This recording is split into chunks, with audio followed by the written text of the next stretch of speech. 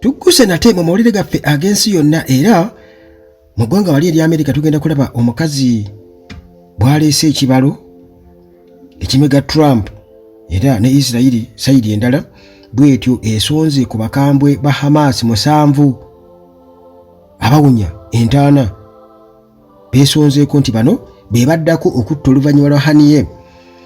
Ate mu ggwanga erya North Korea muganda wange omuwala owa North Korea gwe batendeka okubeera nga addira kitaawe mu bigere ebimukwatako biwuniikiriza nawalo ku mulwa ne Congo eyali akulira akakiiko k'ebyokulonda oluvannyuma ne yeenyigira mu bikolwa eby'obuyeekera n'ayagala okubeera ng'ayeekera gavumenti ya Tshisekedi atuuza tasaliddwa ate wakuteekebwa ku kalabba. Tusooke endowooza ne Isirairi era ensonda munnange zitugamba nti Isirairi emaze okusonga ku bakambwe ba Hamas bezzaako okubeera ng'etuga oluvannyuma lwa Isirairi okutta abakambwe bakabinja ka Hamas okuli Samuel Haniyeh abadde akulira ebyobufuzi ne Mohammed Daif ow'eriiso erimu bafulumizza olukalala lw'abakambwe abalala be balina okutugumbulamu buli ngeri yonna. Bano kati munnange abamu batandise n'okubakazaako eryamirambo egitambula olunwe okusinga balutadde ku bakulembeze ab'akabinja kano era kati essira balitadde ku Yahya Sinwar nga ono yakulira Hamas mu luwannanda lw'e Gaza. Ono aba Isirairi bagamba nti yandibadde alya buli kyayagala kubanga ebiseera bye ku nsi kati alina munnange kubibalira ku ngalo era akaseera konna bamukolako akeesalo kyanga nkoko ya mutamiivu. Khalid Moshel ng'ono yagambibwa okubeera omusika wa Haniyeh y'omu ku gwe bali mu kuyigga. Kigambibwa nti Sinwar yeekwese mu mifulejje mu kitundu ekya Gaza egisangibwa wansi mwe batambuliza amagendo n'okukweka abawambi. Brigadier Amir Avivi nga ono yaliko mu ggye erya Isirairi yategeezezza nti Isirairi nga eyagala okukutta ne bw'obeera munnange mu kitundu ki eky'ensi era bakunoonyaayo paka lwe bakutta Ssaabaminisita wa Isirairi Benjamin Netanyahu yaweze nti abo bonna abatta bannansi baabwe bagenda kubanoonyaayo gye beekukumye bakisasulire. Kinajjukirwa nti Hamas baalumba mu Isirairi mu Oktoba nga ennaku 17 omwaka oguwedde ne batta abantu abasoba mu 1200 ne bawamba n'abasoba mu 25. Mu balala be baagala okutta mwe muli ne Mohammed Sinwar ono nga muganda wa Sinwar. Ono nga yayingira Hamas mu 1909 yakwatibwako Isirairi wabula munnange olwateebwa n'addamu emirimu gye mu kabinja ako. Mohammed al-Zahar ono nga y'omu ku baatandikawo Hamas ku lukalala lw'abalina okuttibwa tabuzeeko okwo nno kugatta ne Isam al-Dalis ono nga yakolanga Ssaabaminisita mu Gaza. Ate bwe tugendako mu ggwanga erya Amerika ekimu ku bintu ebisinga okuzzaamu omukazi Kamala Harris ow'emyaka 59 amaanyi bwe bululu bw'abagwira bwasuubirwa okubeera ng'agenda kubweza lweyo mu kalulu akagenda okubeerayo mu Novemba w'omwaka guno. Okwo bw'ogattako abavubuka omukazi ono ayongera okutambula nga akanga nga eyakwana obwokumpi Okusinziira ku kunoonyereza okwakoleddwa omukutu ogwa CNN, abaddugavu ebitundu 78 ku buli 100 bawagira Kamala. Bano boogerageranya ku bitundu 15 aba Trump. Abasinga bagamba nti Kamala ku nsonga y'abagwira n'abanoonyi b'obubudamu abayingira mu Amerika, naddala nga bayitira ku nsalo eya Mexico, nti ajogezaako birimi engeri gy'alimu omusaayi gw'Abafirika n'olukalu lwa Asia. Mu Amerika waliwo amasaza agasalawo agamanyiddwa nga swing states, nga gano bw'obeera munnange togawangudde eby'okufuuka pulezidenti, obeera olina kubifuuwa mu ng'ombe. Era ebibalo biraga nti ekibiina ekya DP ekya Kamala ne Biden bakyakwebedde mu masaza gano agasalawo. Mu gano mwe muli Arizona, Nevada, Georgia, Michigan, Pennsylvania, North Carolina ne Wisconsin. Era amasaza ago mu kalulu akaggwa aka 2020 wadde gawagira nnyo Biden, naye gazze gakyuka nga kati gasinga munnange kukooneramu Trump. Omu ku babadde banoonyereza ku kalulu kano okumala ebbanga era nga si mulala ye Frank Luntz, munaasi wa Amerika, agamba nti Kamala alina okwesiba ennyo ku byenfuna, kubanga mu masaza ago ge twogeddeko waggulu babigoberera nnyo, era omuntu abibamatiza gwe balonda. Trump awagirwa nnyo abantu abayitibwa Abalatino, omuli aba Spain, abava mu Mexico n'amawanga ga South America amalala. Wadde abawagira abaddugavu n'abava ku lukalu lwa Asia bawagira nnyo DP, wabula abagoberera akalulu kano bagamba nti ttiimu ya Kamala erina okuyiiya ennyo butya bweyinza okukuuma obululu buno, kubanga Trump asobola okujja ku ssaawa esembayo n'abakuba propaganda n'awangula obuwagizi bwabwe. Amyuka pulezidenti ababeera beesimbyewo kuba pulezidenti gwe babeera balonze bamujja mu bitundu gye batalina nnyo buwagizi. Okugeza singa ebadde Uganda, Museveni osanga yandironze omumyuka we nga amujja mu Buganda, Bobi Wine gye yawangula ennyo. Trump okulonda JD Vance w'emyaka 4 nga omumyuka we teyabadde nsobi, kubanga yayagadde okufuna obululu obw'abavubuka nga kwotadde n'Abamerika abakozi naddala ab'omu makolero mu kitundu ekimanyiddwa nga Industrial Midwest. Kino kitegeeza nti Kamala ne ttiimu ye balina okukozesa amagezi mangi nga balonda anaabeera omumyuka. Amaaso gabadde munnange gasinze kubeera ku Josh Shapiro, gavana wa Pennsylvania, wabula n'omusajja yaliko omuvumbuzi ow'oku mwezi Senator Mark Kelly, naye atunuuliddwa ku bamyuka oba kuba n'amyuka Kamala.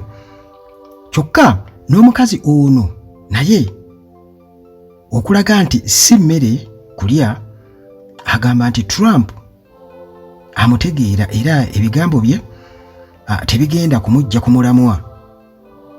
Ono agamba nti yeewuunya Trump okubeera nga buli kiseera ali mu byayita mbu simanyi naliko pulezidenti, simanyi munnonde malirize bye saamaliriza mu kisanja ekyasooka, nga ye kati atunuulira byakukolera Abamerika eby'omu maaso, tali mu byayita. Ono yeewuunya basajja ba Trump okuli n'omumyuka we okumukuba olwogolo nga bw'atalina mwana, nti kati omuntu ng'oyo agenda kufuga ani?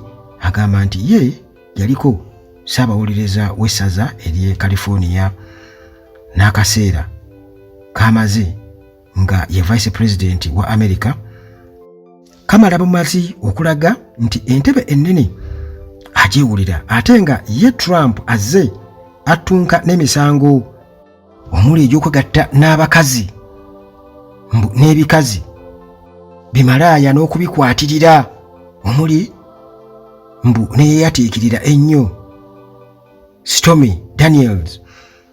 Ebyo muganda wange biri mu ggwanga lya America mu kalulu akabindabinda nga bawanda omuliro Trump ne Kamala.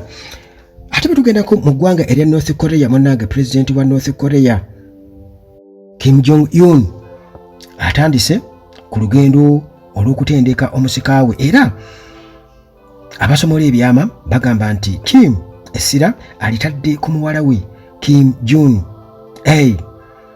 omuwala ono ow'emyaka 11 bagamba nti engeri Kim gy'atijja naye n'okumusuusuuta alinga Museveni ku mutabani we Muhoozi.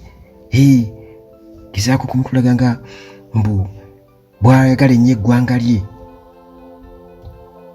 Kakati omukutu ogwa Bloomberg gwategeezezza nti omuwala ono Kim atandise okumuteekateeka nti era Katonda singa abeera amuyise yabeera amuddira mu bigere, era ekyama kino yatandise n'okukigambako ku basajja n'abakazi abamubeera ku lusegere. Kinajjukirwa nti eggwanga erya North Korea lizze lifugibwa famire emu okuli Kim Jong, taata wa Kim aliko kati ne jjajjaawe Kim Sang eyatandikawo North Korea abasinga munnange gye bayita People's Republic of Korea. MP Lee Sewong Kwem yategeezezza nti ekimu ku bintu ebisinze okuyimirizaawo North Korea kwe kutambuza propaganda, era ono bamutandise dda mu bantu. Enguudo zonna batandise okuzitimba ebipande okuli omwana ono omuto, ne TV ey'eggwanga nayo kati muwala wa Kim emuyita ow'ekitiibwa omuwala w'eggwanga. Okwo munnange kwe bongereza erya omuwala w'eggwanga omwagalwa. Teeka muganda wange. Kati akawala kano Kim yasooka kukalaga nsi mu 2022 bwe yali abwatula omuzinga ogulina omusinde ogutamanyi nagwa musisi ogumanyiddwa nga Hwasong 17 International Ballistic Missile. Okuva olwo takyamuva ku kido, era ku mikolo egya gavumenti mu makolero ag'enjawulo oba ebweru w'eggwanga agenda naye yafuuka mwana wa ku mugugu. Abantu beewuunya nti olaba amutwala ne ku mikolo egy'amagye abajaasi abakaddiye ne batuuka n'okubeera nga bamukubira saluti. Kitegeeza nti Kim kye yamuzuulamu kikulu nnyo. Waliwo abaana abalala 2 abagambibwa okubeera aba Kim nga ku bano kuliko n'omulenzi, wabula omulenzi ono kigambibwa nti Kim tamwesiga bulungi nga alowooza nti ayinza okumukola ekintu eky'omutawaana n'amutwalako entebe. Kyokka abaana bano Kim ne North Korea babakuuma nga ekyatika, nga batono abamanyi bye bakwatako. Kyokka ne jjajjaawe naye yakozesa obukodyo buno obw'okulaga omusikaawe mu lujjudde, nga ekisinga okutiisa Kim ge galwadde agava ku kukommonta ennyo gasigala aganene ag'abagagga abaakolamu okukosa n'omugejjo. Essaawa yonna muganda wange yalikiririzira kumwa. bwetugendako ekinshasha eno nno ebyabaddeyo ate olowooza tewaliiwo be baasalidde emisango egy'okuteekebwa kalabba. Munnange eyali akulira akakiiko k'ebyokulonda Komeil nanga n'abalala abawerera ddala 20 eyo bano munnange nga bakibiina ekyabayeekera kye bayita Congo River Alliance AFC. Kakati munnange kooti wali mu Congo bwekyo muganda wange yasazeewo okubeera ng'etuuka ku kusalawo kuno kubanga bano aba Congo River Alliance era nga bakulemberwamu nanga kigambibwa okuba nti baali bakwataganye n'aba M23 era bwe batyo ne balangirirwa nga abatujju.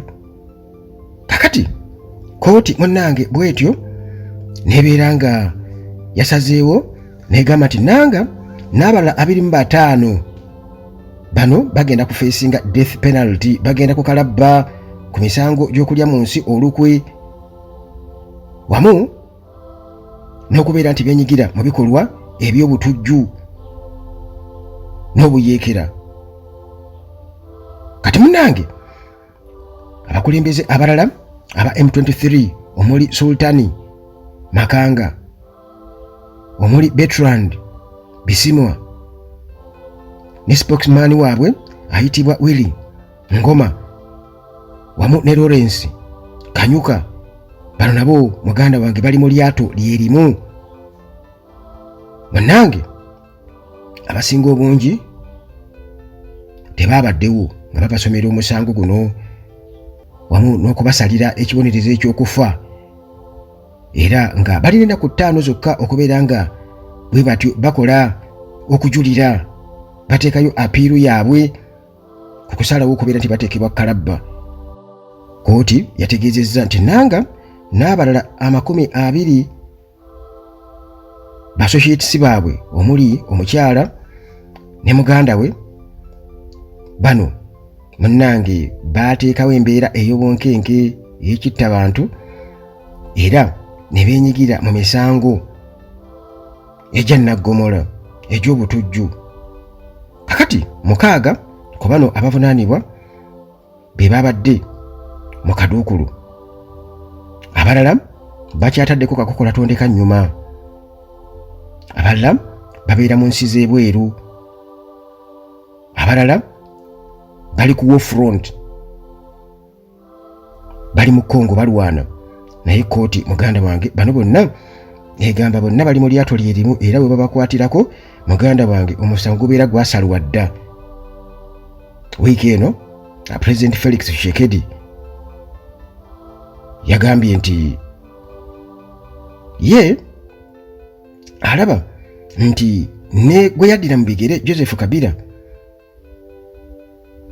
alabika yali awagira abayeekera bano aba AFC era kinshasha bwekyo neerabula nti naye kennyini bayinza omweteeka ku misango gye gimu egy'okukalabba ne bamusalira munnange gwakuteekebwa kalabba oba ku mutugo oba kumukuba guyiso teri amanyi. Kati munnange eyali pulezidenti wa Congo ali South Africa, Joseph Kabila ali South Africa, eno munnange ali ku misomo gya PhD.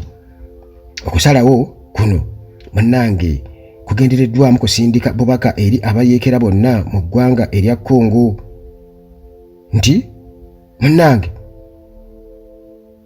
ekibonerezo ekyokuteekebwa kalabba kyandi bakyalira newankubadde nga emyaka 30 tewali muntu gwe bali batadde kalabba saidi zeeyo anti bagamba kukola bubi akwerabiza Katonda. Kati nanga ne banne babadde ngajja akwatagana nabo. Jukira nanga nkugambye nti yali akulira akakiiko k'ebyokulonda e Congo.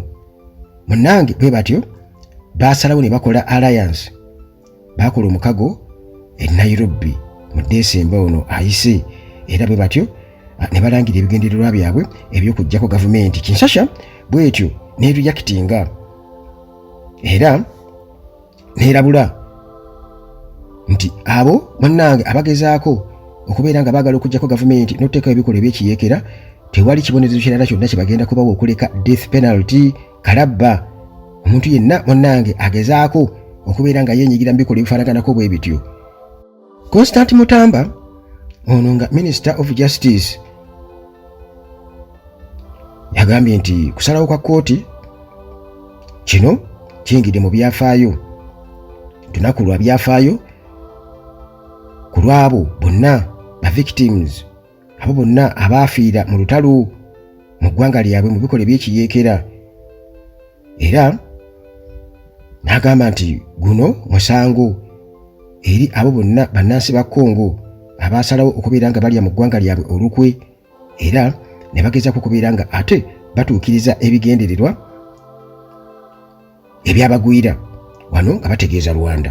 Kinshasa egamba nti abayeekera bano aba M23 babulabe nnyo, era bwetyo nebeera nga ekiteeka ku Rwanda okubeera nti yebawaga ng'era bwe kyogerebwa UN, US n'ensi z'abazungu endala bonna nga bagamba nti Kigali Rwanda yewaga abayeekera ba M23 yo Rwanda kye yeegaana. Nanga ono nkugambye nga yali former boss oba Electoral Commission ey'e Congo gye bayita CENI, bw'atyo yafuuka omuyeekera era n'alangirira nga ekigendererwa kye ekisooka kyakuggyako gavumenti gye yali avunaana okubeera nti yaliyisa bubi bannansi ba Congo. Naye mu kugezaako okubeera nga ateekawo ekibinja kino eky'obuyeekera ng'ali wabweru w'eggwanga, munnange tebibadde byangu nnyo, kubanga bwe yalangirira Alliance wali mu Nairobi yaleetawo embeera ey'obunkenke, obutakkaanya bwabalukawo wakati wa Congo Kinshasa ne Nairobi Kenya. Era munnange Kinshasa bwetyo neeba nga esaba Nairobi Kenya nti ono alina okubeera nga adipotingibwa, Kenya yakigaana, era nga bagamba nti munnange buli muntu alina eddembe ery'okwogera. Kati enkwatagana relations wakati wa Kenya ne Kinshasa ne zirabika nti bwe zityo munnange zaali zikenderedde ddala. Omwezi oguyise Washington bwetyo nayo yasanctioninga nanga wamu n'abassociates be bonna omuli ne ba close family members, era nga omusango gwakubeera nti munnange bano benyigira mu bikolwa ebyokutta bannansi ba Congo, era nga wano babalanga gwa butujju n'okubeera nti nno muganda wange bannansi ba Congo bababuzizzaako we batuula we beegekuluba ne babeera nga babundabunda.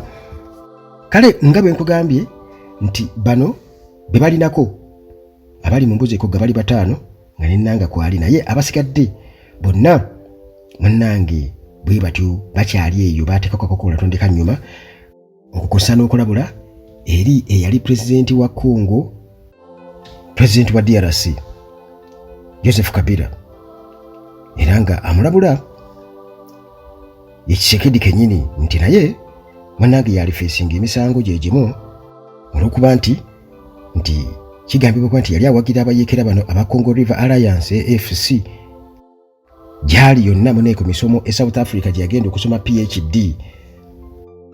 Bo munnange aba Kinshasa bamulabanga omu ku abo abayeekera ba M23 n'aba AFC abali eyo batandika okubeera nga bakwata gye bamukwatirako, naye gye emisango gye gimu gye bajja okubeera nga bamuvunaana, era baagisaze dda ekibonerezo kalabba.